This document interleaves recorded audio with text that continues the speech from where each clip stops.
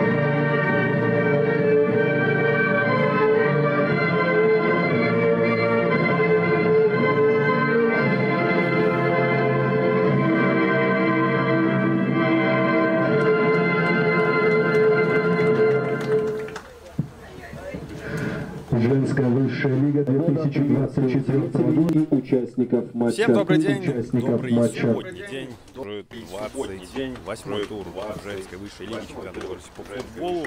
Мы находимся с вами на спортивно-оздоровительном комплексе «Олимпийский» на натуральном газоне, где сегодня футбольный клуб «Минск», номинально играя дома, принимает нашу северную столицу, футбольный клуб «Витебск». Команды подходят такой период, когда, в принципе-то, погода в Минске наладилась, знаете, солнышко сегодня, на протяжении всего дня выглядывает. Я думаю, что при таких-то условиях довольно комфортно будет проводить девчонкам этот матч. Но пока что девчонки, как раз оба коллектива, собрались в такие своеобразные круги перед стартом игры, для того, чтобы тренера могли сказать какие-то напутственные слова. А мы же давайте в это время обратимся к стартовым составам команд. У футбольного клуба «Витебск» сегодня в воротах Елизавета Конок под 12 номером. Для нее это 24-я игра будет в этом сезоне высшей лиги. Под 4-м номером в поле Валентина Нижегородова. 7-й номер Анна Денисенко. 10-й Александра Якушевич. 11-я Вероника Толкун. 14-й Александра Нестерович, 18-й номер у Миланы Белоус, 20-й номер у Елены Скрипковой, 23-й номер Ольга Васильева, 33-й номер у Анны Завадской, 77-я Екатерина Янчеленко, она капитан команды в сегодняшней игре в составе Витебска. У футбольного клуба «Минск» в воротах, как-то мы и привыкли, Алена Грязнова, основной голкипер по этому сезону, она же капитан команды. В поле Ульяна Асаула под 2-м. 5-й номер Кристина Киянко, 6-я Лиана Мирошниченко, 7-й номер у Виктории Тихон, 10-я Даниэль Кута, 13-я Диана Бакум, 14-я Мария Демидова, 20-й номер у Виктории Казакевич, 23-й номер у Надежды Воскобович и 88-я Мирослава Зубко. Сразу же со стартового свистка, со старта этого поединка мчатся футболистки, которые сегодня представляют хозяев. Это футбольный клуб Минск. Мчатся в атаку. Правда, захлебнулась она тем, что вышел мяч за пределы лицевой линии поля. Главный тренер футбольного клуба «Витебск» Сергей Бехтев, у минчан тренер Андрей Пышник. А обслуживает сегодняшний матч следующая женская бригада судей во главе с Валентиной Соколович, ее помощницы Анна Наливайко и Алина Слуцка. Четвертый судья Анастасия Олещенко и инспектор матча Валерий Петрович. У микрофона помогать вам смотреть этот поединок будет комментатор АБФ Вадим Кушко. Сразу же нарушение правил. На первых минутах футбольный клуб «Витебск», гости фалят в центре поля, и минчанки имеют возможность более позиционную атаку выстроить. Не так, как то получилось на первых же секундах, когда они сразу же с развода мяча с центра поля ушли в такую своеобразную контратаку, пытаясь застать врасплох своих оппоненток. Это третья игра в нынешнем сезоне. Общий счет в этих противостояниях уже 6-0 в пользу минчанок. Ну, как вы понимаете, гости по сегодняшнему поединку еще в этом сезоне не забивали в ворота пока что лидера чемпионата, поскольку у «Динамо» Богувка есть еще матч в запасе. Поэтому ориентируемся на показатели, которые есть в настоящий момент времени. 14 апреля минчанки дома на своем стадионе на Маяковке обыграли Витебск со счетом 4-0. Но в гостях 28 июня они обыграли своих оппоненток уже 2-0. Не так яро, не так бурно, не разгромно, но тем не менее победа досталась, и 3 очка в копилку минчанки себе забрали. Что же касается нынешнего положения дел, турнирной таблицы, то, как я и говорил, минчанки сейчас на первой строчке. Давайте дождемся окончания этой атаки у витеблян. Но не получилось, хотя перспектива с правого фланга была, конечно, неплохая, и сразу же слышатся слова поддержки с трибун, с скамейки запасных гостей как раз-таки. Так вот, минчанки на первой строчке, сейчас у них 70 очков при 25 играх. У «Динамо» Богувка вторая строчка, у них на одну игру меньше и 68 очков. Они совсем недавно обрезались, так скажем, в чемпионате, сыграв ничью, потеряв очки как раз-таки в игре против Минска. Но матч первого круга выигрывали.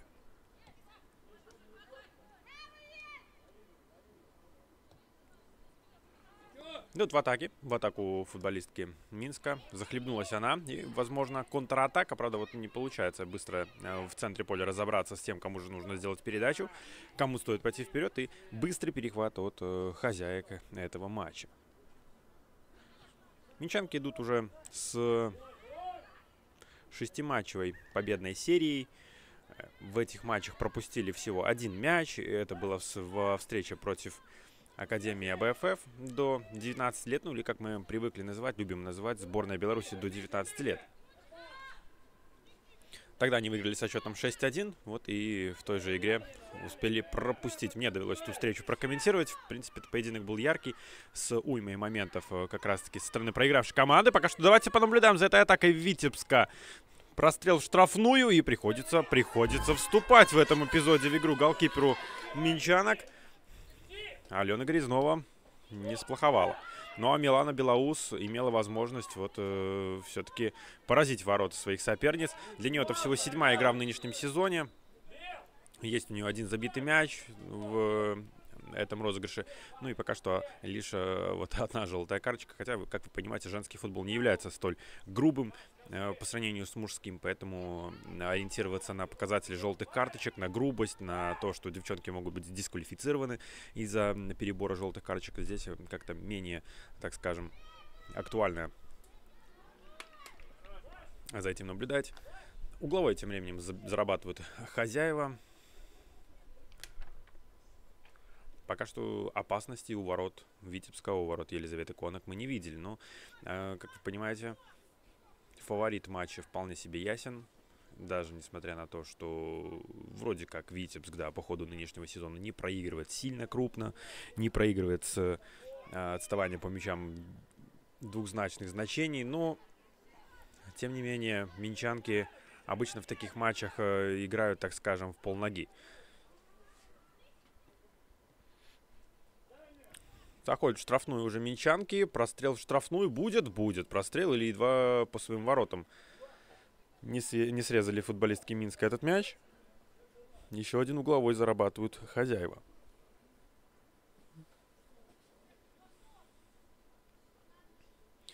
Появляется на подачу этого углового вновь Лиана Мирошниченко с дальнего от нас угла. Вновь разбор футболисток идет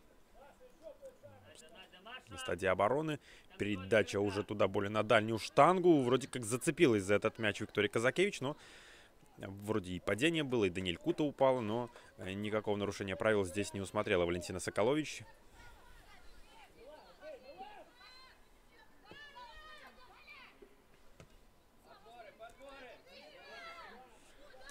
Продолжается атака. Воскобович. И теперь витязянки перехватывают этот мяч. Толкун. И назад передачу отдают. Навыкается с мячом Якушевич. Нестерович направо и по флангу двигают этот мяч гости. Казалось бы, зацепилась за этот мяч Янчеленко, но перехватывают мячанки его.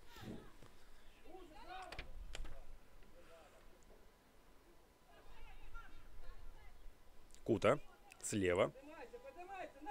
Пока что сама двигается с этим мячом. И теперь передача уже в штрафную находит. Она вблизи штрафной как минимум свою партнершу. Еще одна очень проникающая такая передача в штрафную, но уже на этот раз в положении вне игры. Забралась в него Диана Бакум. И зафиксировано вот это нарушение правил. Теперь Елизавета Конок исполнит этот стандарт. Очень перспективно, знаете, и Кута изначально к штрафной передачу неплохую сделала. Да, возможно, прием был не совсем удачный, но, тем не менее, уже там была очень перспективная позиция для того, чтобы ударить по воротам. А мы знаем, что в женском футболе бить издали и поражать ворота соперников — это довольно-таки приемлемая такая нормальная задача. Но в этот раз не получилось, тем более сыграли вот так вот, скажем, по-мужски, по... здравый смысл немножко привели в эту атаку, отдали передачу еще более проникающую в штрафную. Там, правда, вот не нашли свой момент, а нашли лишь положение вне игры. Повезло футболисткам Витебска, откровенно говоря, потому что момент был опасный. Стараются они и контролировать мяч, и довольно приятно за этим наблюдать. Мячанкам вот такие небольшие задачи по перехвату мяча, по отработке вот таких вот, скажем так, обычных футбольных стандартов. Они вот отрабатываются. И в этот раз вновь получилось удачно это сделать. Перехватили мяч. Асаула. Асаула ошибается. И, правда, вот на подстраховке Кристина Киянко помогает своей партнерше, не привозя мяч к воротам Грязновой. Еще один аут. Еще ближе, уже на половине поля Витебска. Выбрасывать этот мяч будет Мария Демидова. Одна из легионерок в составе хозяев. Далеко вбрасывает. Далеко. И встречается, да, Тихон встретился с этим мячом. Далее передачу вот на Куту уже не получилось сделать точной.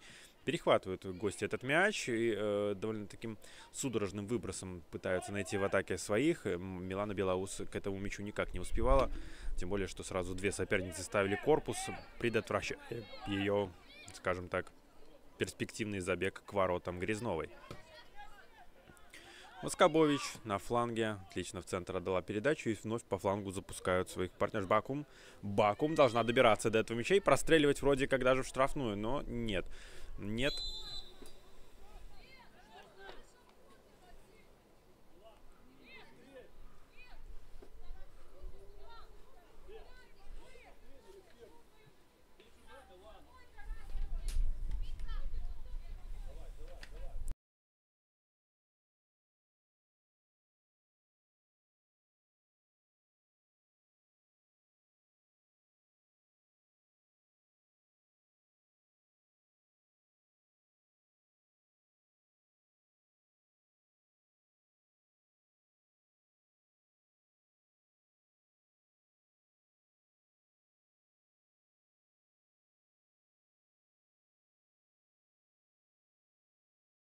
Моментик-то увидели.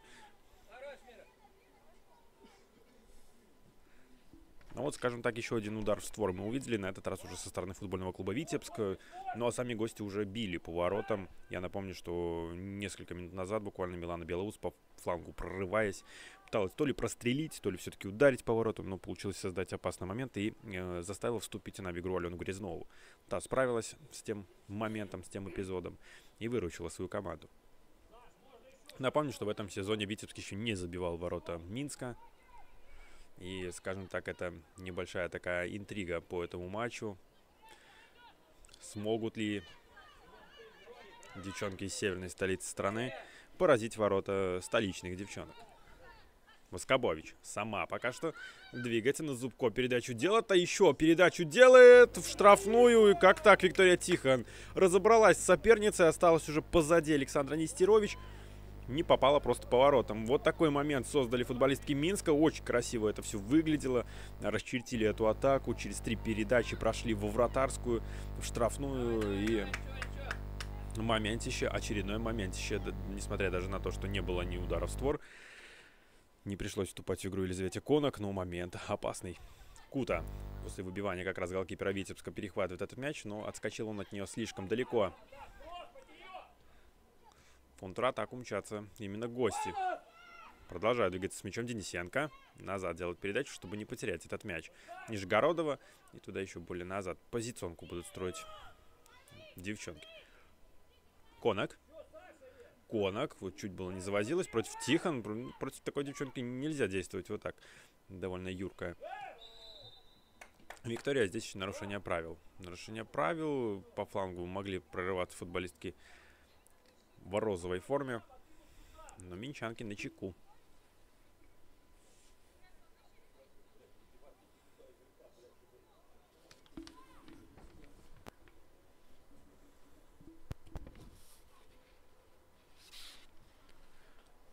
Да, еще один стандарт. Не сказать, что он может быть каким-то опасным. Нестерович. Туда ближе к штрафной. Но вот быстро справляются футболистки Минска с ним. И вновь придется Нестерович, судя по всему, по этому мячу играть. Да, и не успевают. От своих же ушел этот мяч. Bыстро пытается хозяева ввести этот мяч в игру. Кута. Она уже на фланге. Ну, вернулись, да, футболистки Витебска уже к своим воротам. Я думаю, что вот в этой плотной обороне будет минчанкам тяжело. Да и они в это же время, под мои слова, мяч теряют. Ну и так довольно судорожно теряют. И теперь уже слышны выкрики со скамейки гостей. Не могут быть довольны, конечно, тренера этими действиями, быстрыми потерями мяча. Все-таки постоянно обороняться — это довольно энергозатратно, тем более против такого соперника, как лидер чемпионата, пусть даже и промежуточный.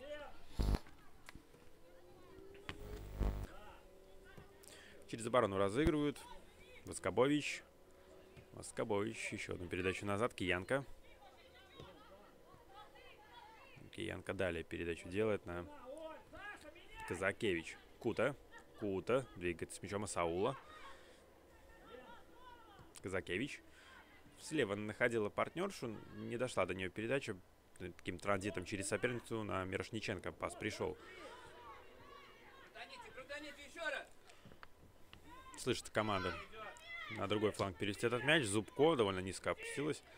Сыграла со своей партнершей. Казакевич держит мяч хозяева и требуется остановка игры. Требуется помощь футболистки Витебска и приглашают бригаду медицинского персонала этого клуба помочь футболистке.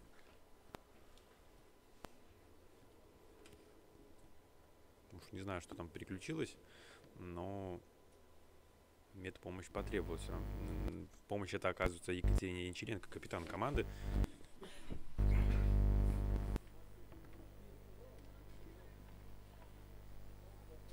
Будем надеяться, все в порядке будет с капитаном Витебска и продолжит она игру. Пока Кута. Кута. Удар по воротам. Он блокируется. Еще раз Кута. И он снова блокируется. Не дают пока что Куте прицелиться, пристреляться к воротам соперниц. Все блокирует. Ну, тем более, что пока что витеблянки в меньшинстве. И здесь нужно немного...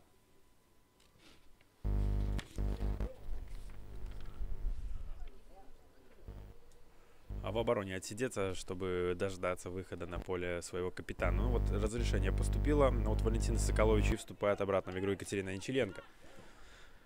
Минчанки в штрафную отправляют мяч. Кута головой этот мяч встречает, бьет по воротам, но не опасно. По позиции голкипера пробила, тем более, что, возможно, там была какая-то задумка за шиворот все-таки забросить, но не получилось. Еще один удар в створ тем временем мы увидели, и Елизавета Конок справилась с ним.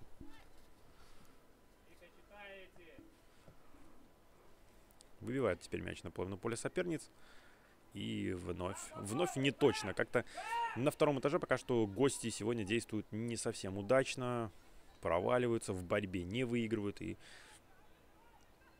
футболистки Минска здесь начеку. И вот теперь Кута еще обхитрила, обыграв корпусом, обойдя этот самый корпус соперницы. Добралась до мяча. Тихон. Ну, Тихон теряет мяч. Правда, ненадолго. Вновь ненадолго. Есть очень большая свободная зона, о которой говорит сейчас прямо и Андрей Пышник. Двигается с мячом Воскобович. Зубко не доберется до мяча. Вновь Воскобович. Зубко теряет мяч. Казалось бы, нет. Зубков с мячом вновь. Черпачком пыталась на Тихон мяч отправить в штрафную. Не получилось вновь, но мяч остается даже в штрафной. Бакум. Прострел в штрафную. Нет, справляются гости. Толкун вновь неточную передачу. Воскобович обыгрывает соперницу. Еще одну передачу в штрафную делает. Это даже удар. Именно так пойдет в протокол этот момент. Удар по воротам, створ. Елизавета Конок вновь на высоте. И удар был не самый сложный. Справиться с ним было совсем просто голкиперу Витебска. Ну что ж, оживляется вот правый фланг, и когда он оживляется, когда появляются вот эти свободные зоны изначально, гостям очень тяжело действовать против фаворита. Но опять же, возвращаясь к тому моменту, что гости очень быстро теряют мяч. На первых минутах как-то им удавалось держать мяч, то ли наставление было от тренера, что нужно держать его. Теперь же мы такой картины игры не видим. Быстро теряют, пытаются как-то быстро выйти в контратаку, я бы даже так сказал, так будет правильнее сказать, наверное. Ну и вот этот быстрый выход в атаку, он всегда завершается неудачно. В очередной раз вы могли несколько секунд назад это увидеть. Тихон, классная передача из глубины вышла, Воскобович. Она может вновь пробить, может по флангу еще раз пройти, Зубко под ней есть, Зубко, передача в штрафную. Ну и в штрафной нарушили все-таки правила футболистки Минска. Откровенно говоря, там цепляли руками друг друга. И все-таки нарушение правил было зафиксировано со стороны их хозяев. Досталось там даже Диане Бакум. Судя по всему, где-то в борьбе той самой обоюдо острой получила по лицу 13-й номер Минска. Но, тем не менее, правила нарушила она, по мнению Валентины Соколович.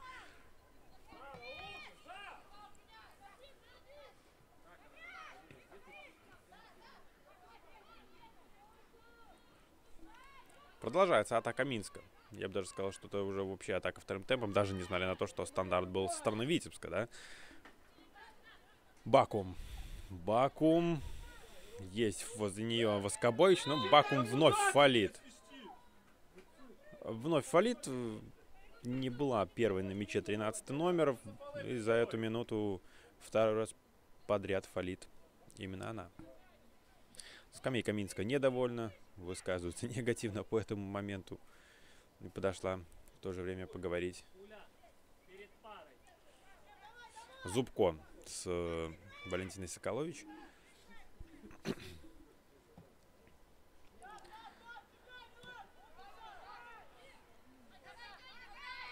Воскобович должна быть первой на мяче, но по итогу именно она и последней коснулась его.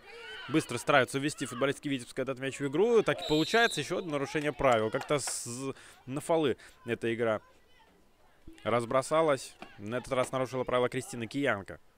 Стандарт для гостей. Возможность выбежать более высоким футболисткам ближе к штрафной Минска. Для того, чтобы еще какой-либо момент... Пока что единственный там мы видели в этом матче с их стороны. Но, возможно, второй мы сейчас увидим. Все-таки стандарт это всегда для коллективов, которые аутсайдеры по матчу, андердоги. Это всегда перспектива на момент. Толкун. Нет, не она будет. Это Инчиленко. Она отправляет мяч туда к штрафной. И не зацепилась за этот мяч Белоус. Хотя ногу выставляла. Но не вышло. Завадская. Вновь пыталась отправить мяч туда поближе к штрафной Грязновой. Не вышла. И теперь передача такая проникающая, разрезающая на Зубко. Но немного переборщила с силой этого удара, с силой этого паса. Тихон. Перспектива потеряна. И Елизавета Конок предлагает пробежаться в то же время Зубко, еще немножко сил потратить и своим партнершам, конечно, позволить занять более выгодные позиции, для того, чтобы вот сейчас она вновь вышла вперед и отправила мяч туда, на половину поля соперниц. Так оно и происходит. На фланге встречалась с мячом Белоус, но отправила по итогу за боковую. Небольшое недопонимание, как мне показалось, и футболистки обоих команд были уверены в том, что мяч ушел именно от хозяев за пределы поля. Еще одна проникающая передача в штрафную. На этот раз нет нарушения правил, даже несмотря на то, что оказалась на газоне Толкун. Бакум. Бакум по флангу на Зубко. Ну, совсем не в ту зону отдавала передачу Бакум. Правда, вот остается. Воскобович остается мячом футболисток Минска. Киянка. Но в дальней передаче на этот раз на Куту следует она. Кута головой цепляется за него. В сторону ворот туда отправляет этот мяч. Не точно.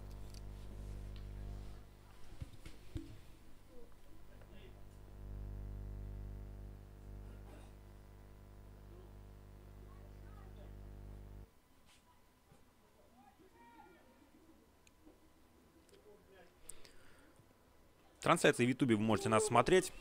Там сейчас 80 человек нас смотрит, пока моментом стоялся у ворот Елизаветы Конак. Даже удар мы увидели от Лианы Мирошниченко, но выше ворот. И сразу же читаю комментарии. Промежуточный чемпион я назвал футбольный клуб Минск не промежуточным чемпионом, а промежуточным лидером. На первой строчке идут все-таки девчонки. Но кто знает, есть еще все шансы на то, чтобы стать-то по итогу чемпионом. Обыграть в очной игре в последнем круге чемпионата Динамо Богувка и произвести, ну, может быть, даже, можно сказать, сенсация, но судя по тому, что мы видели в Суперкубке в начале этого сезона, не такой уж это сенсация-то и будет, если то и случится.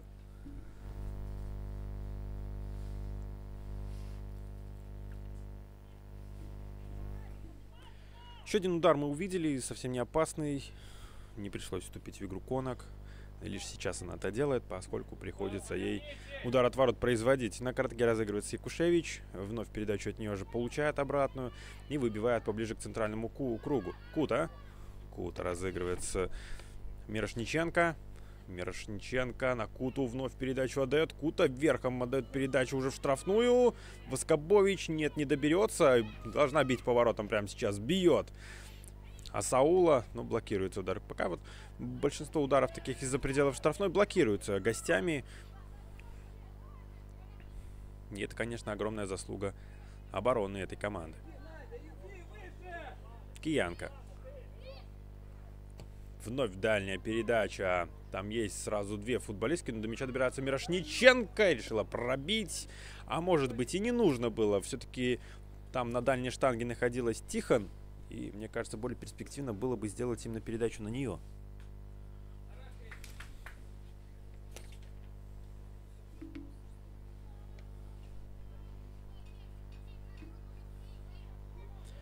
Конак. Вновь удар от ворот. На этот раз не будет на коротке разыгрывать. Судя по прошлому опыту розыгрыша данного стандарта,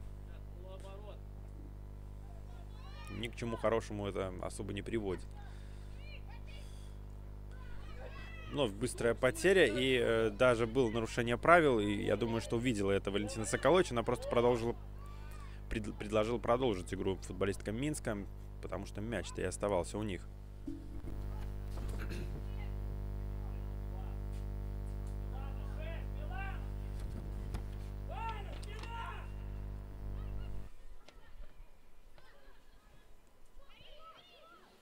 Белоус вновь не зацепилась за мяч.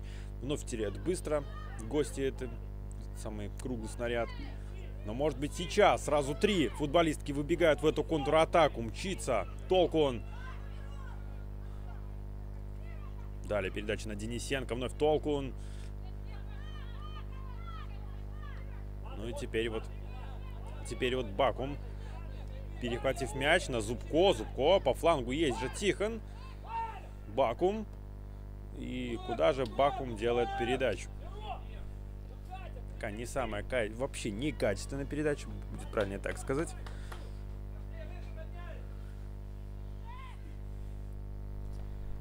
И Анна Завадская вбрасывает аут на свою партнершу, сразу же получает передачу обратно и по флангу запускает вновь Белоус. Полюбившийся Белоус.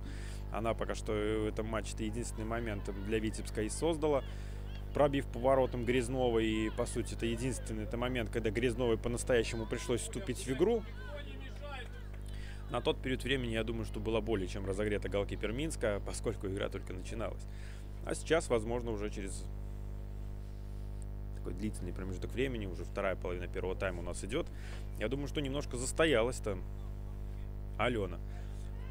Может быть, как-то стоит потревожить голкипер, может быть, дальним ударом как-то. Тем более, что ей приходится играть против солнца, а это всегда неудобно.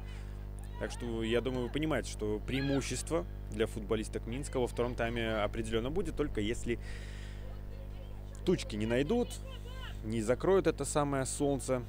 Ну, пока что и в атаку-то сейчас идут футболистки Минска тоже против этого самого солнца. Ну, удается пока что Бакум. Передачу штрафную. Кута! Какая красота могла у нас сейчас случиться. В падении била. Но на чеку вновь вступает в игру Елизавета Конок. Классный момент. Очень красивый. Определенно для хайлайтов к этому матчу. Что ж, угловой. С ближнего к нам угла Мирошниченко готовится к его подаче. Что с дальнего фланга она исполняет этот стандарт, что с ближнего к нам по картинке. Передача на дальнюю штангу. И сухой лист залетел, да, будет правильно так сказать. Но Мирошниченко забивает с углового. Вот тогда Лиана Мирошниченко на 27-й минуте делает счет 1-0. Казалось бы, было столько моментов для того, чтобы забить. Такие качественные удары. Да и вот Кута, когда била поворотом перед тем, как заработался этот стандарт, этот угловой. Но гол состоялся именно с углового. Лиана Мирошниченко свой 15-й гол забивает в нынешнем сезоне. Очень красивый гол. И до этого очень красивый момент с углового мы увидели. Не с углового, конечно, а и момент именно с Кутой. С ударом ее в падении. Красота в женском футболе. Это высшая женская лига чемпионата Беларуси по футболу. Здесь такое случается, здесь такое не редкость. Ну что же, Витебск, теперь уже нет смысла отсиживаться в обороне. Как мне кажется, стоит идти в атаку, может быть, даже большими силами. Ну или стоит как-то подержать мяч. Как-то любят говорить, что после пропущенного мяча определенно нужно прочувствовать игру, прочувствовать мяч. И пока что вот гости с этим мячом и находятся. Передачу назад, правда, дело Белоус. Белоус оставляет мяч своей команды. Кута была последней на нем. Судя по жесту и главного арбитра, и по подсказке ассистента этого самого рефери. Денисенко. Вновь мяч в аут. Выбивается Завадская.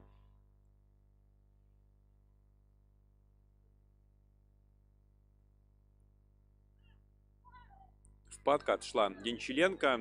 Очень опасно. Но в последний момент перепрыгнула футболистка Минска свою соперницу. Не оказалась на газоне, не получила травму. Скобович. Ну как такую передачу-то делать? Да и футболистка Витебска классно прочитала. Толкун. Прекрасная игра, и по левому флангу она классно забегает, правда, партнерша пока не видит вот этого самого забегания, но проделала огромный объем работы. На мой взгляд, должны были наградить ее, ну, как минимум, передачей.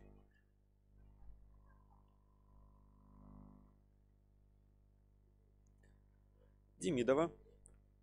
Теперь она аут вбрасывает. Казакевич на Киянку. Ну, я так понимаю, на Воскобович стоит ждать передачу. Но пока двигается сама. По-прежнему справа на фланге довольно много пространства у Воскобович есть. Получает она эту самую передачу. Теперь в центр на Саулу. И Асауле приходится очень некорректно такую передачу принимать. Мяч скакал, мяч был верховым. Теперь в забег уходит к воротам Грязнова Янчеленко. Но, казалось бы, изначально проигрывала в борьбе футболистка Минска в этом забегании. Но все-таки смогла справиться Казакевич в этом эпизоде со своей соперницей. Выбила мяч за боковую. Момент у ворот Грязновой вновь не состоялся. Ну вот, может быть так. На скорости. На таких спринтерских забегах Витебск сможет момент найти. То ли удар, то ли передача. Ну, скорее всего, такая попытка ударить по воротам, как-то заставить вступить в игру Грязнову. со стороны Толкун.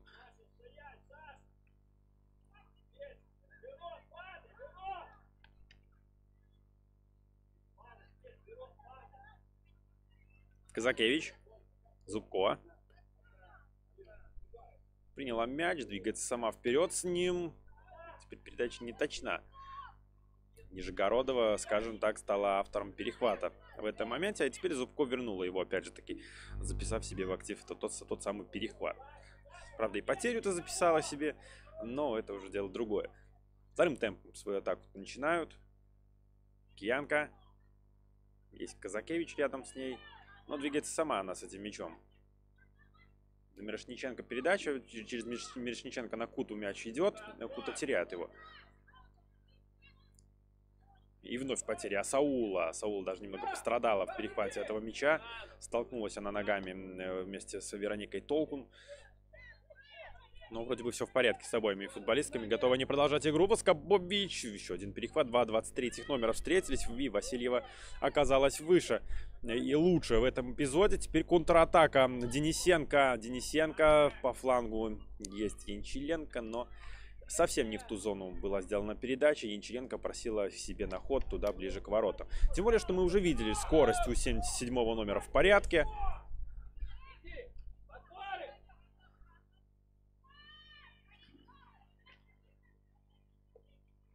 Завадская.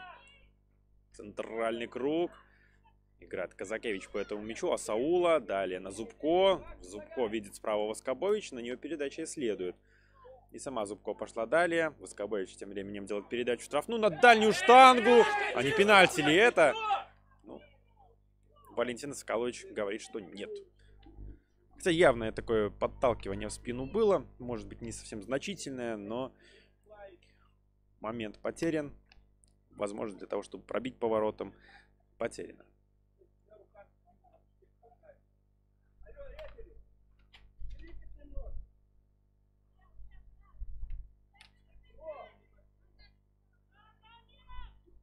Якушевич. Вновь на Конак. Конак передачу далее отдает на Нестерович. Но Нестерович уже ошибается. Немного суетливо, хотя казалось, вот витеблянки как-то стали поувереннее действовать с мячом после того, как пропустили мяч. Моментов-то пока не организовали. Хотя хочется видеть, хочется какой-то интриги в этом матче наблюдать. Тем более напомню, интрига-то и есть. Забьет ли футбольный клуб Витебск ворота Минска в этом сезоне? Напомню, что это последняя их очная игра в нынешнем сезоне. Чемпионат проводится в 3 круга. Но предыдущие 2 встречи закончились с общим счетом 0-6. Не в пользу гостей. Воскобович, сколько же у него пространства на фланге. Это определенная оплошность гостей.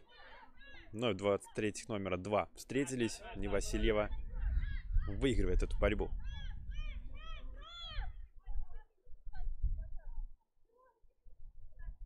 Васильева из-за боковой. Ждет открывания кого-либо из партнерш. Но очень тяжело. Партнерши те самые двигаются. Белоус набегал на этот мяч. И вновь мы увидим вот эту борьбу, этот спринт между, на этот раз уже не Янчиленко и Казакевич, а Киянка сражалась. Более высокорослая футболистка. И она эту самую борьбу довольно легко, знаете, выиграла. Во-первых, корпусом изначально как-то сумела приостановить движение, этот забег капитана команды Витебск.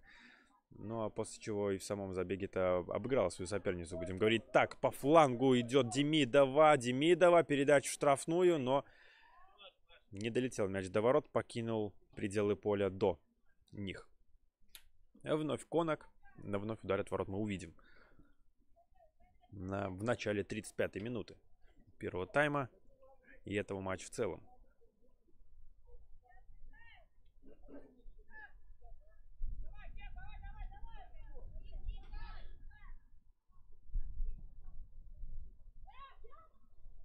Мирошниченко выигрывает борьбу на втором этаже.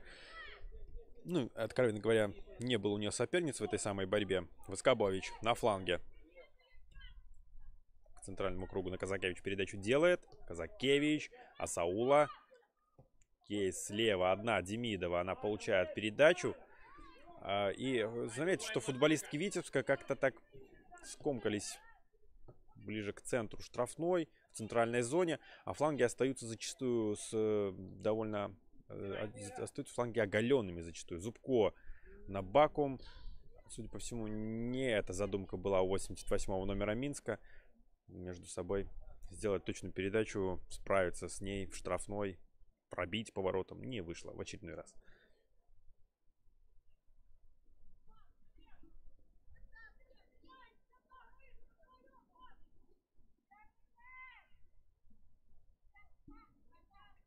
Вновь удар от ворот, и вновь заметим, что нет короткого розыгрыша. Старается не терять именно вот вблизи своих ворот мяч быстро футболистки Витебска. Но вот в центральном круге, как мне кажется, быстрее происходит это. Вновь на Воскобович передача, вновь перед ней есть зона свободная. Что придумает она? Бьет по воротам, но не точно. Все видела и понимала Елизавета Конок, не стала трогать этот мяч. Задумка, которая, возможно, была у Надежды Воскобович, не принесла должного результата. Ну вот теперь вновь короткий розыгрыш, и в чем-то стратегия, наверное, это и есть. Подольше мяч держится у них. Еще и нарушение правил со стороны Демидовой мы увидели. Попал ей мяч в руку. Но все это на половине поля соперниц для Минска. Поэтому есть возможность и время вернуться в оборону, занять свои позиции. Ну и тем более, что не пришлось даже и это делать, потому что перехватили мяч еще в центральном круге. Воскобович на Асаулу. Классно отобрали, классно продвинули мяч. Теперь уже на левом фланге он будет находиться Демидова. Есть вновь Асаула, есть там штрафной и Мирошниченко, и Тихон. Зубко теперь доберется до мяча. Зубко. Разворачивается Зубко, передачу на Тихон делает. Но это положение вне игры. Хотя расчертили очень красиво. Непонятно, почему Зубко изначально эту передачу не стала делать на Воскобович. Там на фланге могла забегать очень красиво и перспективно.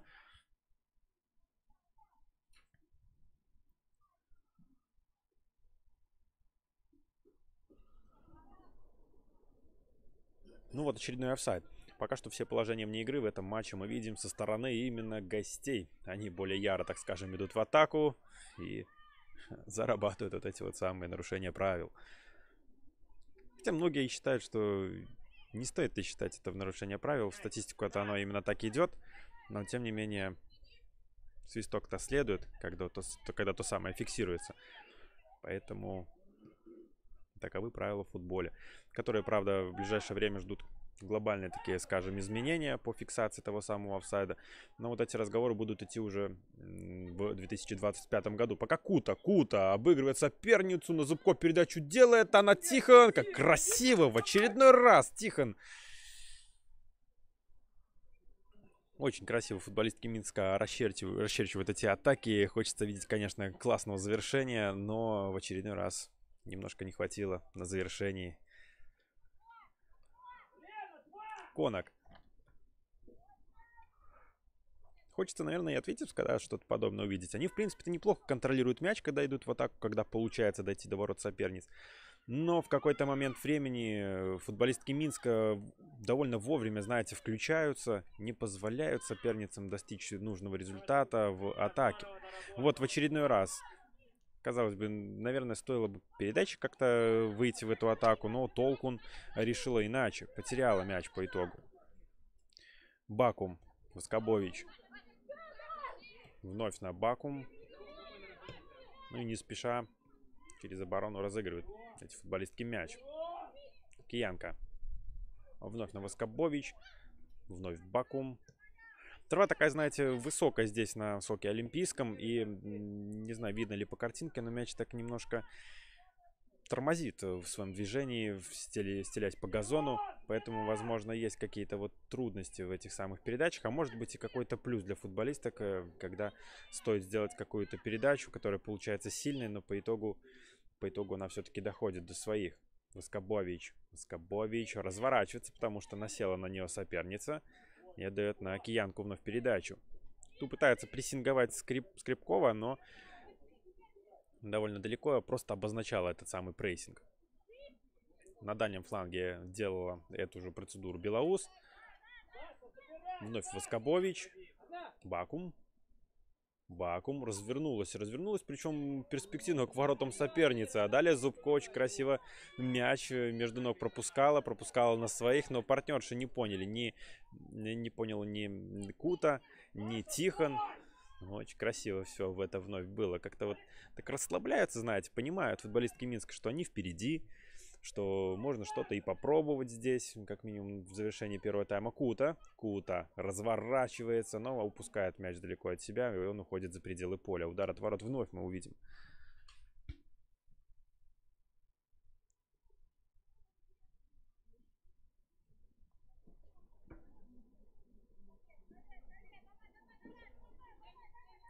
Последняя пятиминутка первого тайма стартовала.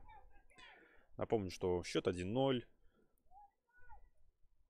Может быть, не совсем логичным голом. Да, Реф, долго возит. 30 секунд прошло. Правила знаешь?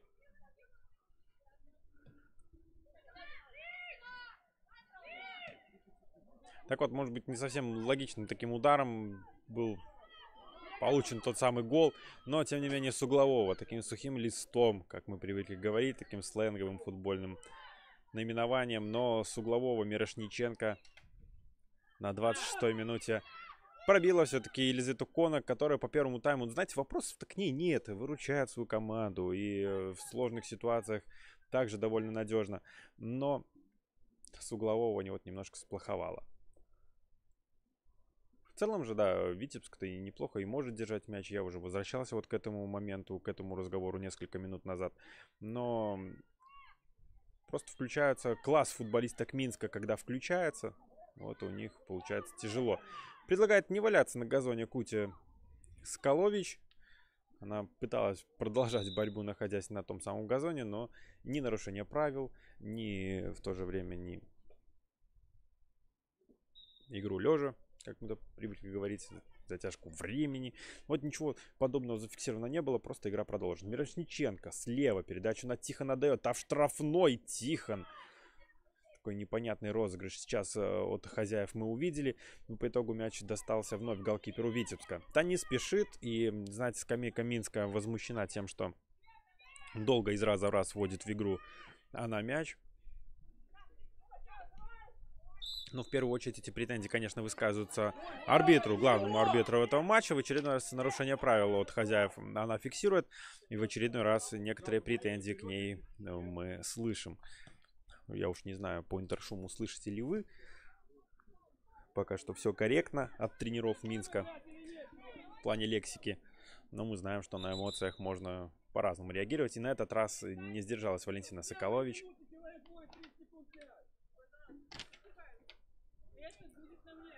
На этот раз Соколович решила поговорить напрямую с Андреем Пышником. Потому что очень много он высказывается не в самую лучшую сторону главном арбитре этого матча. Что ж, штрафной Янчаренко примерно с такой позиции минут 10 назад уже был стандарт у Витебска. Ни к чему он не привел. Белоус в борьбе против Казакевич, но вновь не получилось. Нет, даже не Казакевич, это Демидова там была в борьбе с ней. Но продолжается атака Витебска. По флангу. Продолжают они двигать. Денисенко. Ну, наверное, назад стоит отдать эту передачу. Нестерович. Та туда ближе к такому сегменту, который находится у штрафной.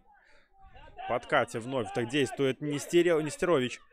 Но перехватывает футболистки Минска мяч. Кута, пока сама двигается. Есть Демидова слева. На нее передача следует. Демидова. Можете пробить-то можно уже? Нет, на Куту делать передачу. Кута уже в штрафной. Кута обыгрывает штрафной. Далее с мячом двигается. И пенальти. Назначается пенальти. И теперь уже со скамейки Минска слышатся лестные оценки в сторону главного арбитра этого матча. Валентина Соколович зафиксировала игру рукой в штрафной. Да, правильнее будет так сказать. И пенальти мы увидим на исходе первого тайма на 45-й минуте.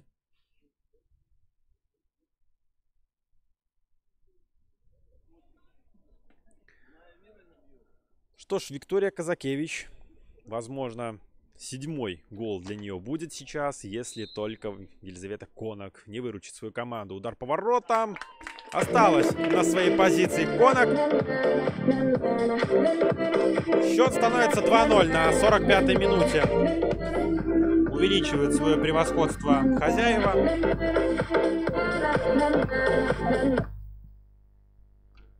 На 45-й минуте игры мяч в ворота команды Витебск забила Виктория Казакевич, номер 20. Да, 2-0. Еще минута добавлена к первому тайму. Были некоторые паузы на оказание медицинской помощи. Тот же самый забитый гол, что один, что второй. Назначение пенальти. Я думаю, что по совокупности вполне себе нормальное добавленное время. 2-0 футболистки Минска впереди. Результат как минимум повторяется, который мы видели во втором круге в игре против Витебска. Я напомню, что та домашняя игра в первом круге, которая была на Маяковке, та завершилась со счетом 4-0. С разгромным счетом в пользу Минска. Кута. Именно она заработала пенальти, именно она пошла в обыгрыш в штрафной, сделала это удачно и заставила соперницу, находясь на газоне, сыграть рукой. Вот и все. Первый тайм окончен. 2-0. Напомню, что на 26-й минуте Мирошниченко с углового поразила впервые ворота Конок. И на 45-й минуте с пенальти Виктория Казакевич сделала счет. 2-0. Седьмой мяч Казакевич в сезоне и 15-й Мирошниченко. Уходим на перерыв. Примерно через 15 минут вернемся.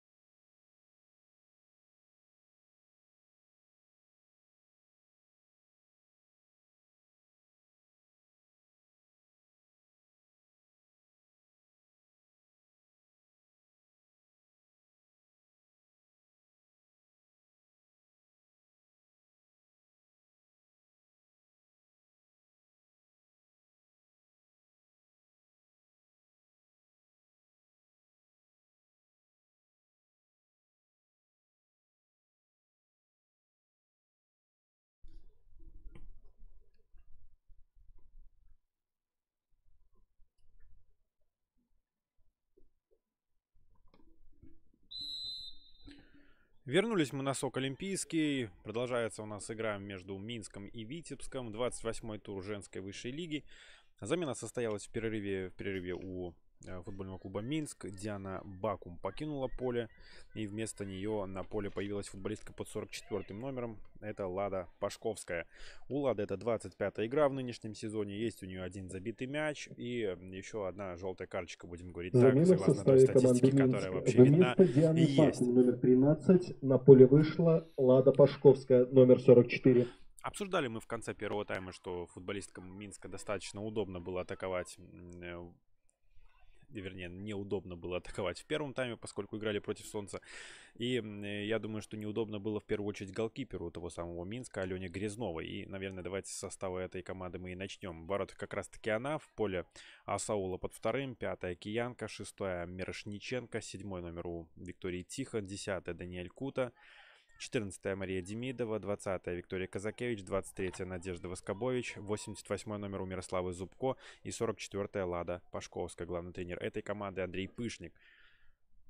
У Витебска в воротах Конок под 12 номером, 4-я Нижегородова, 7-я Денисенко, 10-я Якушевич, 11-я Толкун, 14-я Нестерович, 18-я Белоус, 20-я Скрипкова, 23-я Васильева, 33-й номер у Завадской, 77-я Янчаренко, капитан команды она. И главный тренер этого клуба Сергей Вехтев. Главный арбитр этого матча Валентина Соколович. Имела много вопросов от Пышника по первому тайму. Пока Зубко передачу на Куту делают. Кута, ну забивать же нужно. Забивает. Сделает счет 3-0 на 40. На 47-й минуте. Даниэль Кута.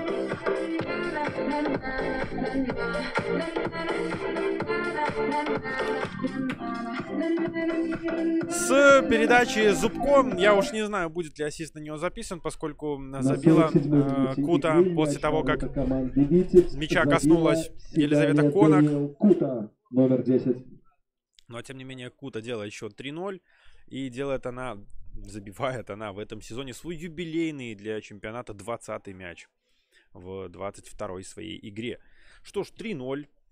Вот так, с выходом на поле, футболистки Минска, сделав всего одно изменение, уже получают результат. Ну, провалилась, откровенно говоря, оборона Витебска. И вот давайте вернемся к тому разговору о Солнце, которое будет мешать по второму тайму именно Витебску, поскольку им предстоит больше обороняться, на мой взгляд. Ну и та картина, которая в первом тайме была определенно, также должна на эту мысль наводить. Я думаю, что минчанкам будет во втором тайме попроще. А счет 3-0 до повторения лучшего результата по этому сезону, до 4 забитых мячей, остается, вот как вы понимаете, всего один гол для хозяев. В первом тайме на 26-й минуте Лиана Мирошниченко с углового забила первый мяч в этой встрече, а затем на 45-й с пенальти удвоила перевес Виктория Казакевич. Зубко передачу направо отдает. Пашковская.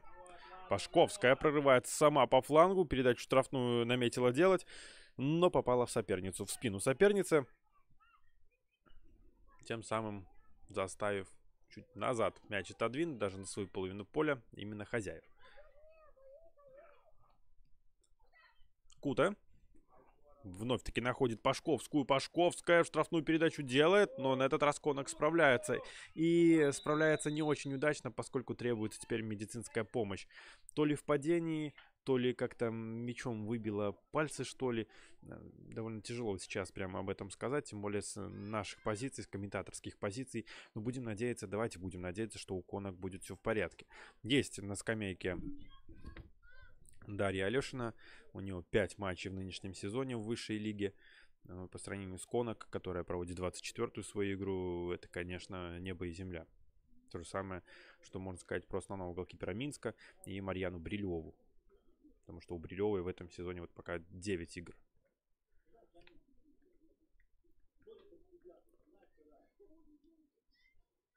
Колдуют пока что врачи над Елизаветой. Оказывают ей помощь. Но момент минчанки вот создали именно такой, заставив вступить в игру голкипера Витебска. Как-то пока левый фланг обороны с выходом, давайте говорить так, Пашковской. Она, напомню, заменила Бакум. Та на правом фланге также активничала довольно часто на пару с Воскобович. Но теперь вот Пашковская довольно активно вот уже в первые минуты второго тайма действует и заставляет своих соперниц перегружать этот фланг, стараться именно там побольше своих оборонительных футболисток выстроить. Пока что не получается, и именно с того фланга пришел гол, и теперь пришел вот этот опасный и очень неприятный момент для конок.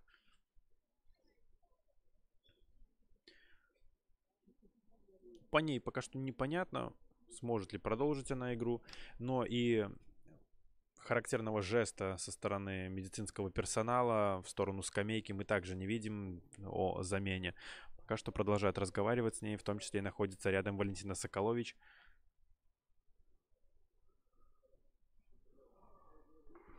Она также первое заинтересованное лицо о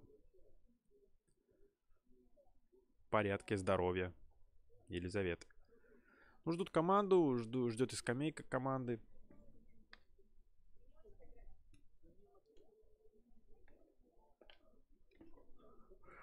И скамейка Минска также озадачена, интересуется вопросом.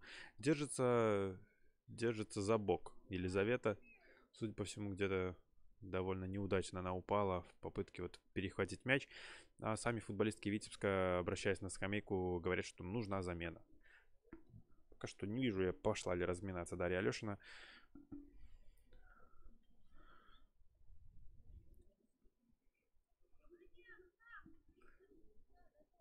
Да, будет замена.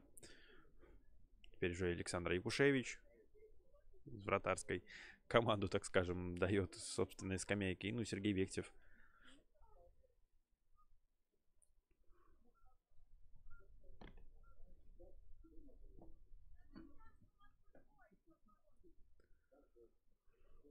Да, но у Витебска, вот судя по тем словам, которые прямо сейчас слышатся, есть некоторые проблемы с вратарской линией. Судя по всему, Полевой собирается пока что стать в ворота у Витебска.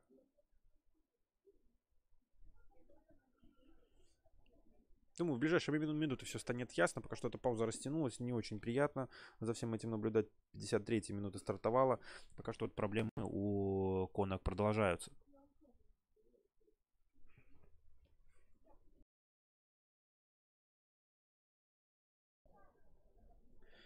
Ну вот она замена.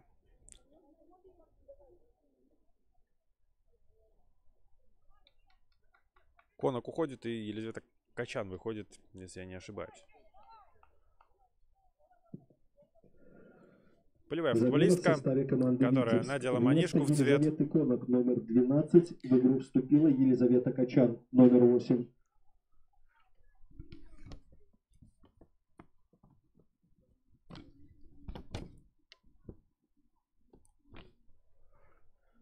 Да, Елизавета Качан появляется. В принципе, по статистике, в сравнении с запасным вратарем, с Дарьей Олешиной, у нее также 5 игр в нынешнем сезоне. И в этом плане, конечно, идентичные футболистки, без забитых мячей, без желтых карточек. Вот именно футболистка под 8 номером будет сейчас защищать ворота Витебска.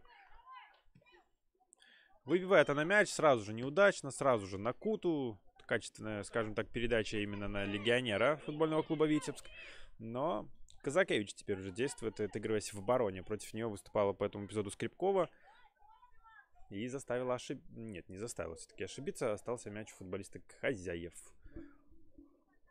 Что ж, давайте присматриваться. Все-таки не самая обычная ситуация. Она больше применима и к клубам послабее в нашем чемпионате, когда полевой игрок выходит вместо вратаря. Но вот теперь Витебск, находящийся на 5-й строчке промежуточно в чемпионате. Вот именно этот клуб прибег теперь к такому не самому приятному, конечно, положению.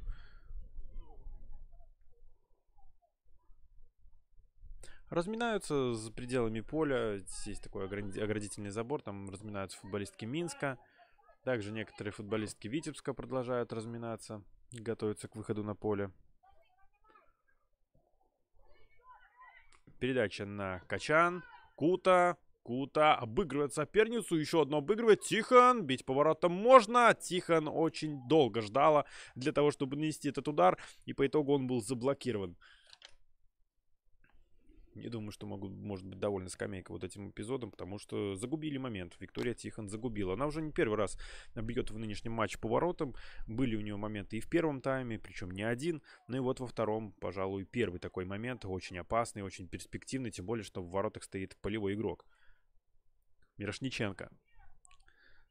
Передача с угла поля. Передача на Асаулу. Асаулу так чиркнул, так скажем, головой мяч, и ушел тот за пределы поля вновь. Вновь не опасно. В первую очередь, приятно, конечно, не опасно для голкипера, новоиспеченного голкипера по этому матчу в составе Витебска. На коротке девчонки гости разыгрывают. Воскобович. Мяч ей в голову вновь прилетел. И вновь Качан. Вновь Качан ошибается. Передача в штрафную. Тихон, ну может сейчас? Тихон, удар по воротам. Вот это спасение, Качан. Вот вам и полевой игрок. Угловой, еще один угловой. И вновь придется Мирошниченко отправиться на ближний к нам фланг. На ближний к нам угол. Пока что по ближней к нам бровке, я думаю, по картинке вы видите, возвращается на скамейку получившая травму Елизавета Конок. Мирошниченко. Передача на этот раз на ближнюю штангу. Таким более низом, прессом. Выбивает прессом этот мяч Белоус, если я не ошибаюсь. Еще одна передача. На этот раз в центральную зону. Асаула бьет поворотом. Асаула 4-0.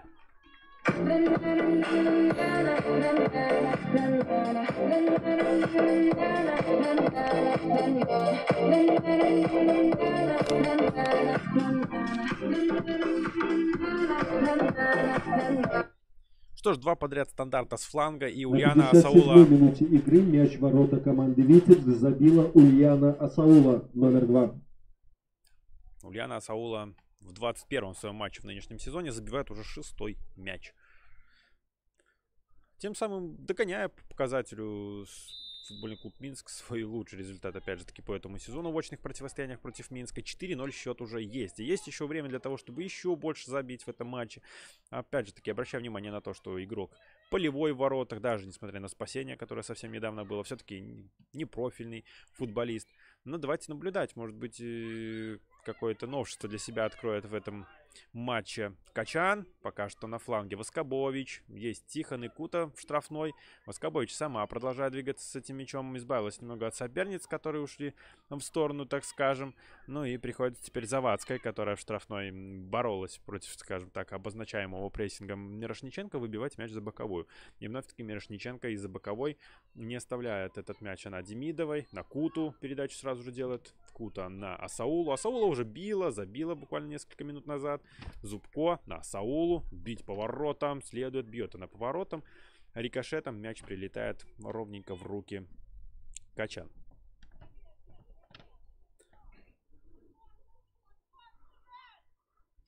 Готовится выбить мяч к центральному кругу. Вот на этот раз получается это сделать.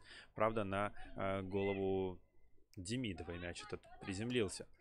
И далее неточная передача на Белоус со стороны Денисенко. И контратака от Минска. Кута очень сильно не спешит. Демидова слева просит у нее передачу. Делает она ее на Тихон. Ну и Тихон ошиблась в борьбе против, опять-таки, Денисенко. Замены готовятся и у Минска. Сразу две футболистки отправляются на скамейку с той самой тренировочной зоны. Я думаю, что в ближайшее время появятся на поле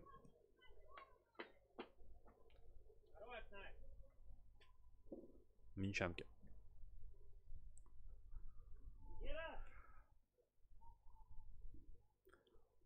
И еще кого-то из минчанок подзывают на скамейку тренера.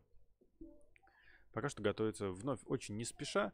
И знаете, уже при этом счете ни Сергей Пышник, ни кто-либо из других тренеров Минска не настаивают на быстром вводе мяча в игру.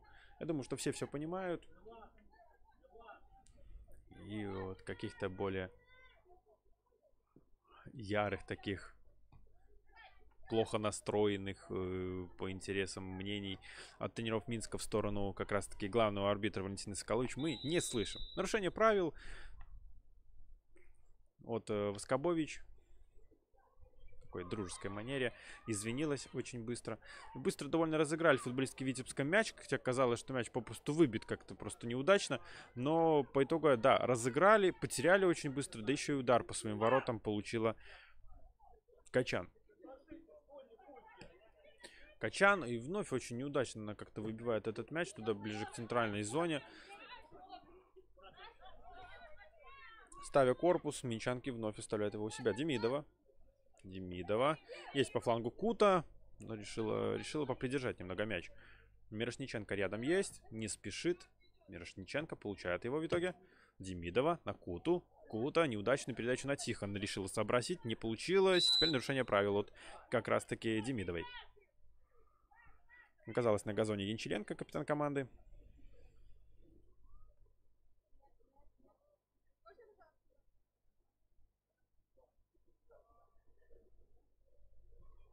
Нестерович. Она будет вводить этот мяч в игру. Исполнять этот стандарт.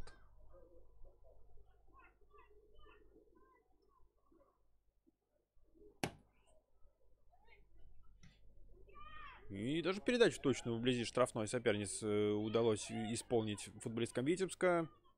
Вновь таки передачу в штрафную. Встретится ли кто-либо из витеблян, кстати, мячом. Встречается пока что Толкун. Обыгрывает она Пашковскую. И все-таки теряет этот мяч. Не самые удачные действия. Ну и знаете, Пашковская также довольно яро настаивала на том, чтобы отобрать мяч у своей соперницы. Вступит теперь в игру Грязнова, фамилию которой довольно редко мы называем в этом матче. В начале игры был момент с ее участием, когда била поворотом Белоус при счете еще 0-0, когда Витебск довольно-таки неплохо действовал в обороне. Я напомню, что лишь на 26-й минуте они первый гол в свои ворота получили, да и то гол очень курьезный. А у футбольного клуба Минск готовится тройная замена. Я вижу, что выйдет на поле Искарева под 16 номером. Также появится Яна Есман. Ну и еще одну футболистку совсем скоро также узнаем. Они пока получают последнее наставление от Сергея Пышника. Андрея Пышника, конечно. И да, появится также еще на поле Ангелина Гирос. Пока что витеблянки пытаются из обороны выйти в атаку. Получается, знаете, довольно неплохо. Это пока что выглядит. Положение вне игры есть? Нет? Да, есть. Все-таки оно есть. Забралась в него Скрипкова. Что ж, замена готова. И Валентин Скалович предлагает их произвести.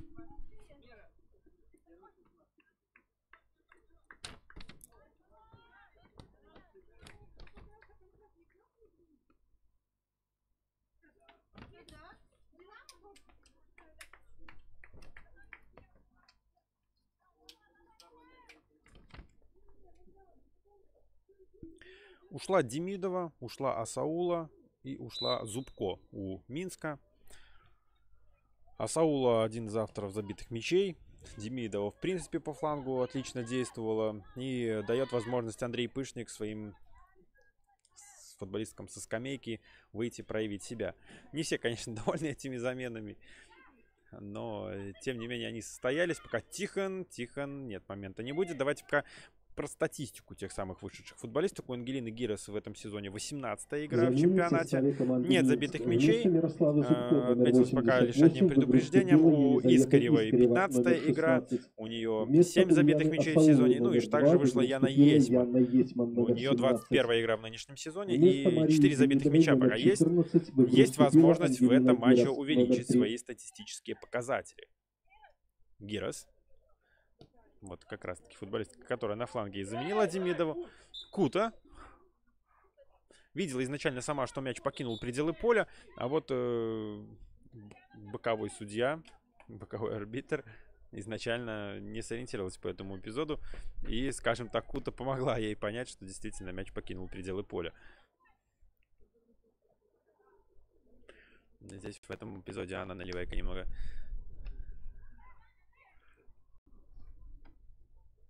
Не сказать, что ошиблась, конечно, но поверила футболистке. Москобович, передача в штрафную. Кута! Ну как не забивать Кута? Такой прекрасный момент.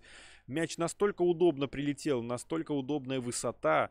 Передача исполнена отлично. Оборона, в первую очередь, Витебска очень сильно здесь скажем так, опрометчиво сыграла, поверила, что мяч никого из соперниц не найдет. И возможно, что Елизавета Качан этот мяч и вовсе в руки заберет, потому что высота была небольшой. Но, тем не менее, мяч приземлился на голову Кути, и той просто кивком оставалось отправить мяч в дальний угол ворот. Что ж, теперь не доверяют выбивание мяча с вратарской Качан. Делает это полевая футболистка Нечиленко. Обратную передачу на Денисенко не смогла исполнить. Теперь двигается Пашковского по правому флангу. Вот два фланга обороны освежил Андрей Пышник. Смотрится неплохо. С самого начала второго тайма, в принципе, правый фланг работает качественно, отлично. Я думаю, что вот и левый фланг теперь освеженный, и левый фланг с помощью Ангелины Гирос, я думаю, должен и он проявить себя еще в полной мере в этом матче. Гирос. Как раз на нее передача следует. Кута рядом есть. Также Мирошниченко забегает впереди, но решает сыграть назад. Казакевич. Киянка. Классная передача на Тихон. Тихон в первую очередь классно разворачивается. И Кута должна догонять этот мяч. Делает она это. Есть в штрафной и несколько своих футболисток. Передача на Тихон. Но Тихон не добралась до него. На этот раз оборона Витебска сыграла на высоте. Нечиленко. Нечиленко передачу на Качан делает. И Качан в излюбленной манере вправо от себя выбивает этот мяч. Казакевич на Мирошниченко. Мирошниченко уже не точную передачу делает. Ни на Пашковскую эту передачу не следовало. Ни на кого-либо из других партнерш. И в центре поля также замечаем, что Соколович не фиксирует нарушение правил против Скрипковой. Искарева. Искарева на Воскобович по флангу отдает передачу. Есть Пашковская впереди, но отдает обратно передачу на Искареву. Искарева, передача в штрафную. Там Мирошниченко, но нет. Там не только Мирошниченко, там была и Тихон. Но в первую очередь там была Елизавета Качан, которая и сыграла руками в этом эпизоде, забрала его в свои владения. Вновь она с мячом. Собственно, штрафной разыгрывают этот мяч гости. А футболистки Минска не стараются, не пытаются его довольно пристально прессинговать. И я думаю, что это вот тот шанс, та возможность немножко ощутить этот мяч гостям. Именно этим они и занимаются. Да, впереди есть футболистки, и зачастую мы видели именно игру с такой дальней передачей от линии обороны. Но в этот раз играют через пас. Играют через пас, и знаете, так неплохо даже получается. Пока что выходит и далее, и вот только сейчас потеря случается. Мирошниченко на Тихон. Тихон двигается далее с мячом. Есть Кута слева. Отдает только сейчас на нее передачу. Кута. Бьет поворотом Кута, но Качан на месте. По задумке все правильно, вроде как такой неудобный угол, да еще и стелящийся удар, который может найти какую-либо, возможно, даже кочку, хотя газон, в принципе, не должен обладать такими плохими качествами здесь, даже несмотря на то, что довольно-таки высокая трава, как я отмечал уже в первом тайме. Но вот момент. Тихон, не будет момента. И тяжело вздохнув, Андрей Пышник отошел попить водички. Счет, тем не менее, позволяет. 4-0. Я напомню, еще есть время, еще более 20 минут в этом матче есть у обоих команд для того, чтобы еще порадовать нас забитыми мячами.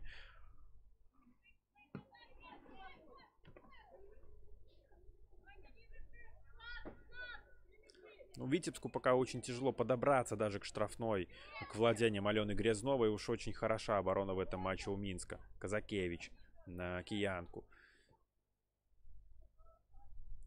Далее отдает передачу. Скобович. Воскобович на Куту. Кута принимает этот мяч. Вновь ошибка. Опрометчивое действие.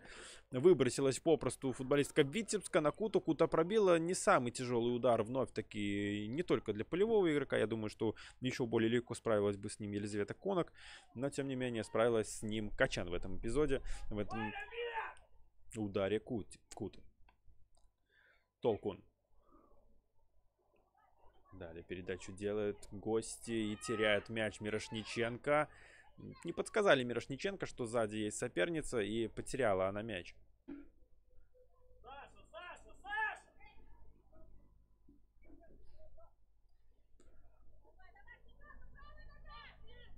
Денисенко. Сразу в окружении троих соперниц все-таки отдала передачу на свою. Завадская, дальнюю передачу выполнял вроде по задумке неплохо. Сразу трое футболисток своих было примерно в этой зоне, но передача последовала очень точно именно на Минчанку. Кута. Кута отдает передачу на Есьман. Есьман не стала ни бить, ни в штрафную проникающую давать передачу. Воскобович. Воскобович отдает такую передачу неплохую направо вновь. Там Есьман была. И Искарева справа. Вот не сыграла по этому моменту сейчас. Но, тем не менее, остается мяч у Минска. Вводят они его за боковой. Теряют. Теперь Мелешниченко против Денисенко. Денисенко остается с ним. Знаете, Денисенко так неплохо выглядит даже под прессингом соперниц. Остается с мячом, укрывает его корпусом. И довольно неплохо так выглядит. В такой, скажем так, борьбе. Теперь момент еще может быть. Вновь-таки Янчеленко свои спринтерские качества проявляет. Показывает, что может и разбежаться, и застать врасплох оборону соперниц. Но довольно далеко отпустила, выбивая этот мяч из-под ног у оборонительной линии Минска капитан команды гостей. И тем самым отобрали у нас, так скажем, момент у зрителей. Тех зрителей, которые ждут определенно гол футбольного клуба Витебск. Кута уже в штрафной. Передачу отдает во вратарскую. Кута! Это удар или это передача на бокового судью? Туда подальше. Попала тем временем в рекламный щит.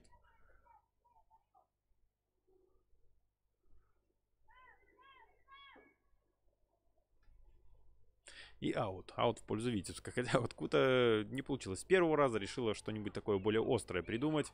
Все-таки у Мирошниченко с углового получилось забить. Наверное, подумала Кута, а чем-то я хуже. Почему бы я с острого угла? Почему не могу забить там? Могу, вполне. Мирошниченко может пробить, стоит. Мирошниченко бьет. Знаете, с углового получше получилось. —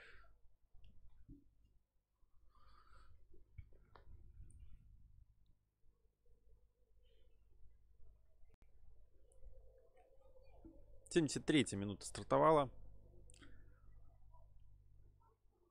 Вновь готовится Елизавета Качан к произведению удара от ворот. Разыгрывает на коротке и выбивает. На этот раз, мне кажется, впервые она влево от себя выбивает этот мяч. На левый фланг.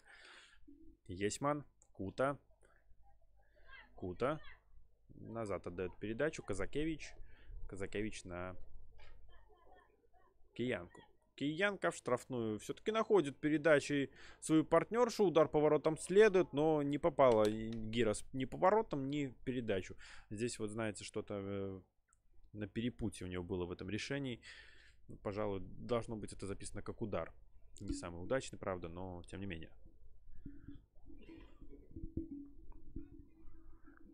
И вновь удар от ворот. На этот раз позволяют полевому игроку сделать его. Завадская. Передача на Янчеленко.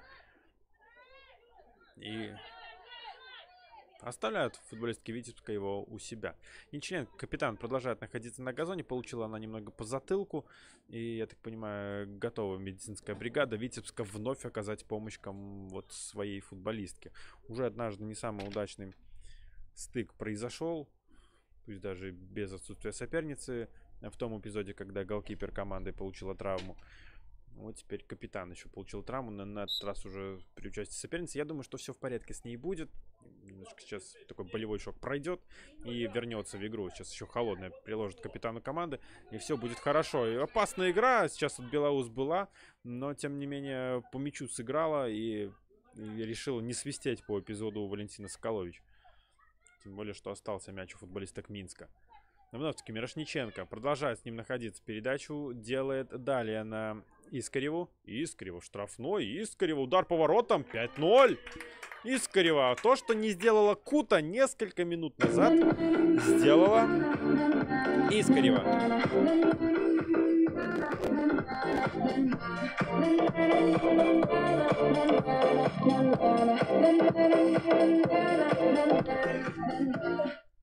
Оказалась она слева по флангу атаки, оказалась в штрафной, получила мяч и забила. Для нее это восьмой мяч в этом сезоне при 15-й игре. Готова вступить в игру тем временем Янчеленко. Оказали ей помощь и вступает, возвращается она в игру уже при еще более разгромном счете 5-0. На 75-й минуте игры мяч в ворота команды Витебск забила Елизавета Искарева, номер 16.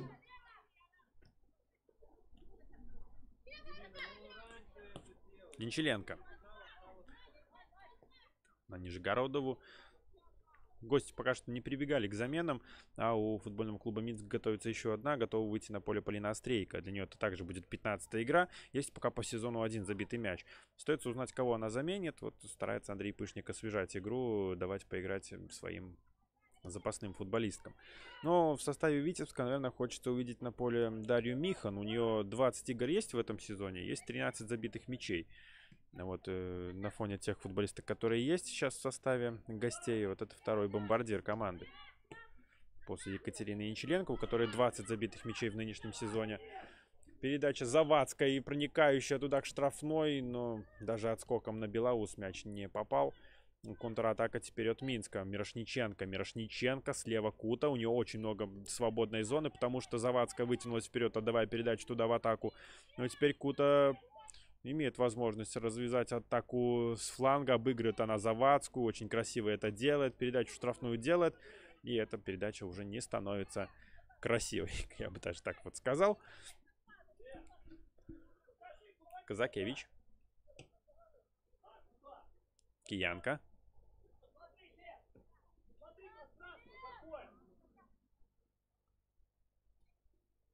Воскобойч. Проникающую на Тихон. Но Тихон немного поздно стартовала.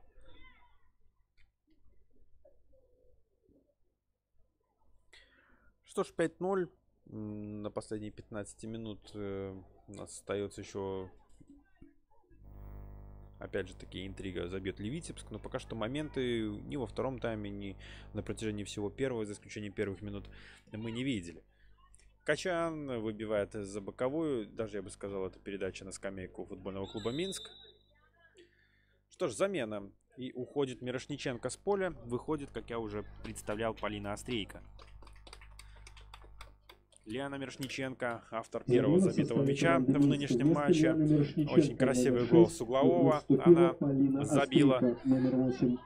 Ну и, по сути, ее забитый мяч становится пока что победным для Минска в этой игре. Острейко. Острейко отдавал передачу на Искареву. Остается пока у Минска мяч этот.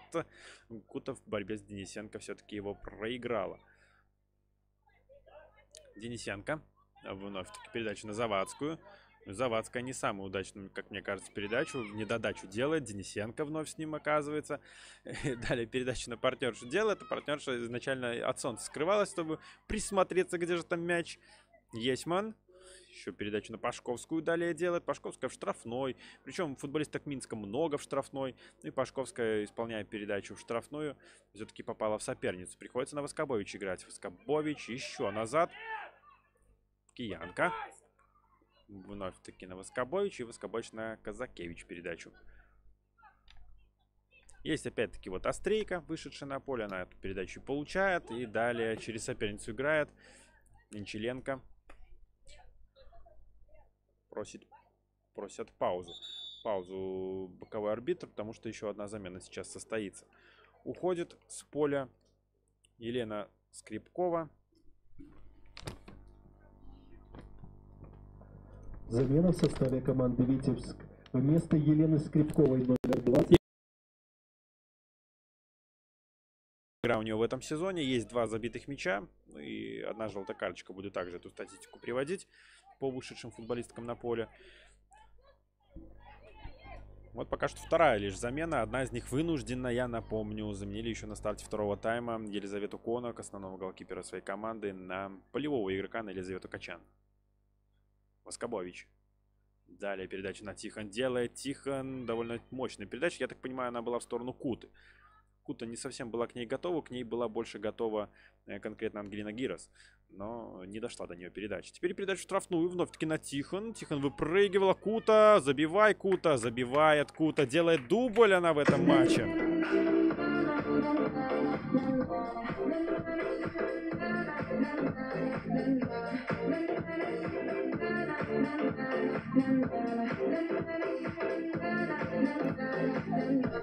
Восьмидесятая минута. Кута делает счет На 6-0. 10-й минуте игры мяч в воротах команды Витебск забила Даниэл Седалия Кута, номер 10. 21 мяч для нее в этом сезоне. Если она еще один раз забьет в этом матче, то сравняется по количеству игр в этом сезоне и по количеству забитых мячей. Пока что 22 игра и 21 забитый мяч. 6-0. По победителю этого матча уже давно, в принципе, все понятно. Оборона Витебска оставляет желать лучшего. Как-то стали очень сильно проседать, терять соперниц. Фланги уже давно довольно часто оголены. Гончаренко вновь оказалась пока на газоне.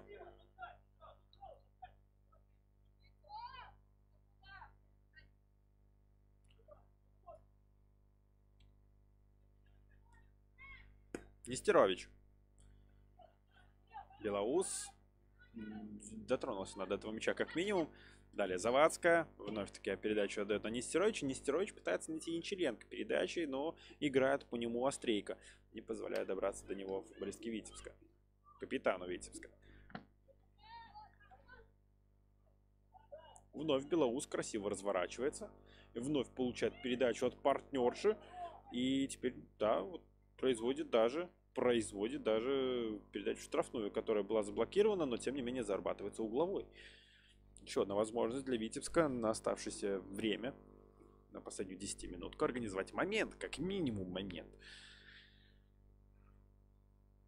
Отправилась вновь к мячу капитан команды, исполнитель стандартов.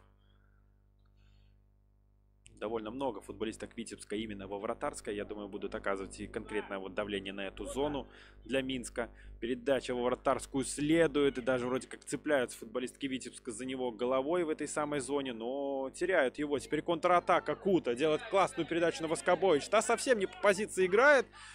Не справа, совсем не справа, но действует по центру. Двигается дальше сама с мячом Воскобоевич. Тихон есть, передача на нее следует. Тихон бьет поворотом, не бьет, пока что разворачивается, обыгрывает одну соперницу. И чуть было не потеряла мяч. Вновь Воскобоевич. Воскобоевич, удар поворотом, неточный удар поворотом. Ну что ж, Воскобоевич сама в этот забег выбралась. Сама эту атаку, по сути, затащила на себе и сама же завершила ее таким вот, может быть, даже не самым классным ударом, не потревожила Качан, но тем не менее к себе в актив его записала. Жгородова, очень плохая передача, обратная была, верхом, такие нельзя, конечно, отдавать. И хорошо, что эта передача не в створ ворот и не на голкипера. Уже всякое мы в мировом футболе видели, не только в женском. Угловой. Очередной угловой. Мирошниченко ушла с поля. Теперь готовится к произведению этого стандарта у этого углового Искарева.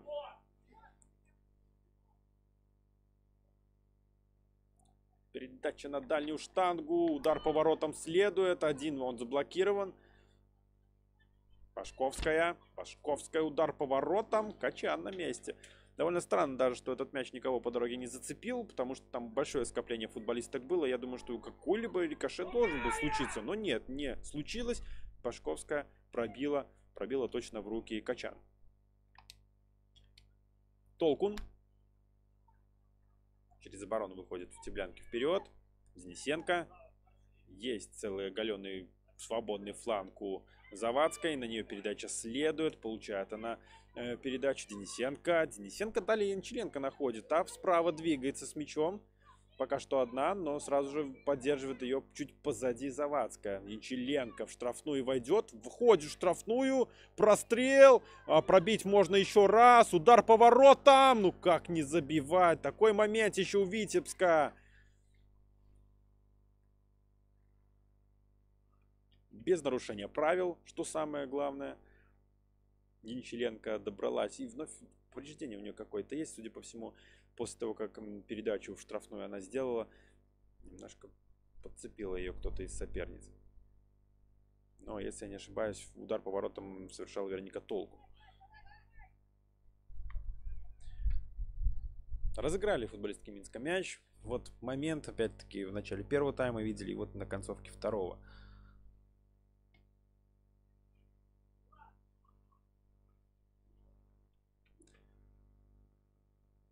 Казакевич.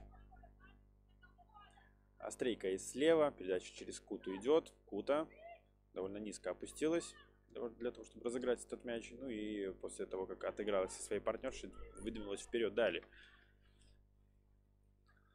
Воскобович на Пашковскую.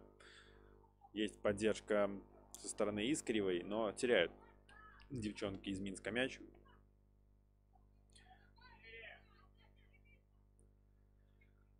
Острейка решила не играть через левый фланг и предложить справа вновь ее продолжить, да? Скобович двигается пока что сама, есть Пашковская. Сама продолжает двигаться. Пашковская немного отвлекла внимание соперницы. Ушел мяч за пределы поля. Сигнализирует об этом боковой рефери. И вновь удар от ворот мы увидим. Вновь придется вступить в игру Качан. Времени у нас все меньше. Последняя пятиминутка. Счет, напомню, 6-0. 2 мяча футболистки Минска забили еще в первом тайме. На самом старте второй половины организовали третий мяч. Ну а после все голы были забиты уже в ворота новоиспеченного, так скажем, голкипера, в ворота Елизаветы Качан, которая заменила после того, как получила травму основной голкипер Елизавета Конок. Пашковская. Воскобович. Воскобович справа видит забегание Искревой. Искрева вновь с мячом. Она в центре так находится. Можно и пробить с этой позиции. Но отдает передачу на Есман. Ну а далее мяч доходит до Гирос. Гирос приходится играть назад, потому что сразу двое соперниц на нее выдвигались. Угловой.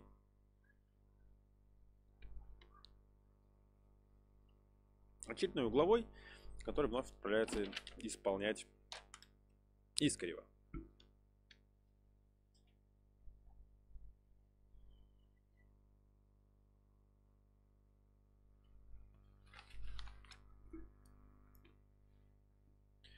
Передача во вратарскую, но здесь на чеку футболистки Витебска. Воскобович, дальний удар, не точно.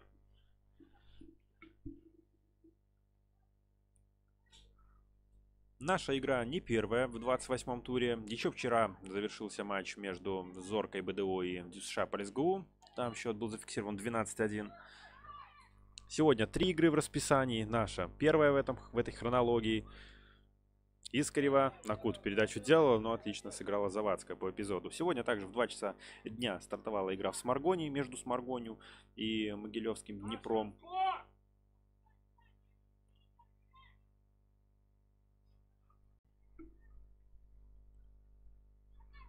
Там счет уже 0-8 в пользу гостей. И в 14:30 стартовала игра в Бресте между Брестским Динамо и Бобруйчанкой. Завтра пройдет последняя игра тура между Динамо Боговка и футбольным клубом Гомель. Находится на газоне Есман, и только сейчас остановка требуется, и требуется оказание медицинской помощи футболистке Минска.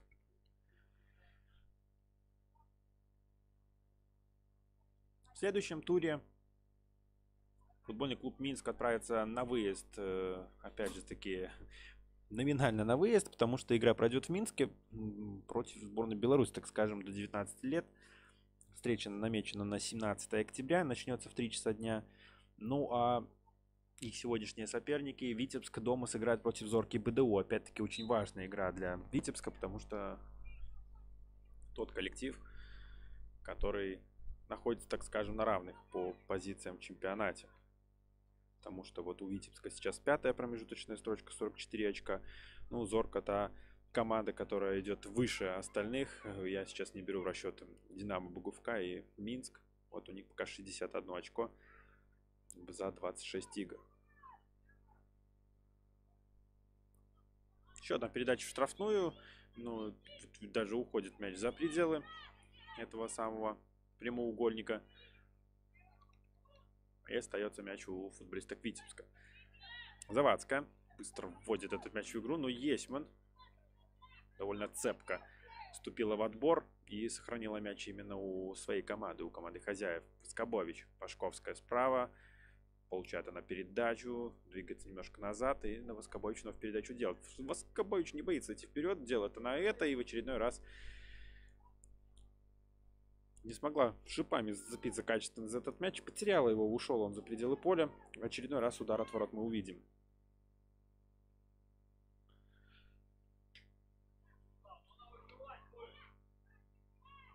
Определенное какое-то количество времени должно быть добавлено ко второму тайму, поскольку довольно долго оказывалась помощь Елизавете Конок. И вот четвертый судья готова уже продемонстрировать, сколько же там минут добавлено будет.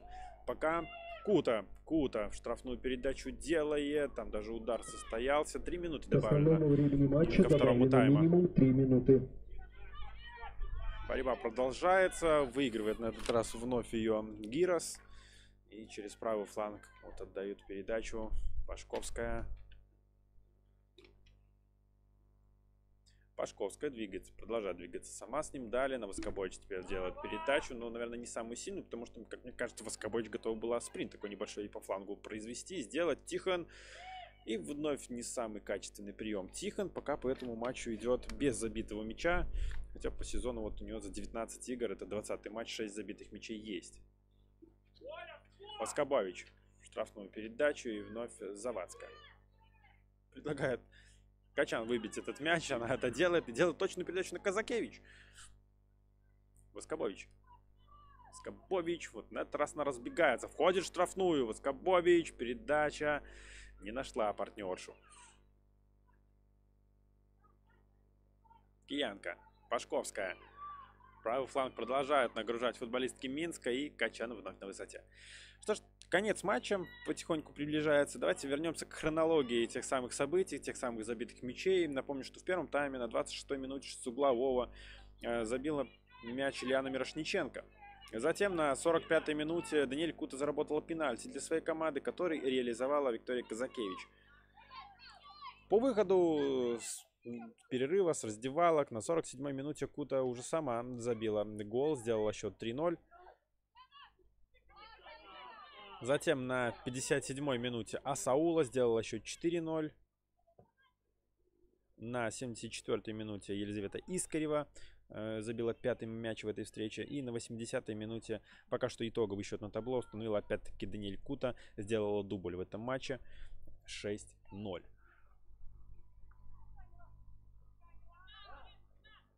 Гирос. На Острейка делает передачу чуть позади. Ну и Острейка в штрафную отправляет пас. Но нет. Отбиваются гости. Отбивается Якушевич. А Якушевич сама двигается с ним. Есть партнерша и слева, и справа. Но решила сделать передачу налево уже совсем не в тот момент. Денисенко, вот сейчас очень умная передача в свободную зону, как казалось бы. Может быть, даже немного не хватило силы ей для того, чтобы быстрее добрался мяч до партнерши. Но нет. Только так. Так играет и Толкун. Теперь Толкун совсем плохую передачу делает. На исходе вот даже добавленного времени уже готова к тому, чтобы произвести финальный свисток. Валентина Соколович, она это делает. 6-0. Минск в очередной раз побеждает. 7-я подряд победа в чемпионате. Коллектив по-прежнему двигается к самому важному, я бы сказал, матчу в этом сезоне в высшей лиге. А встреча против Динамо Буговка еще впереди. Спасибо, что вы были с нами. Женский футбол, женская высшая лига чемпионата Беларуси. Минск, Витебск 6-0. Встретимся, увидимся еще на белорусском футболе. У микрофона был Вадим Пушко. Всем пока.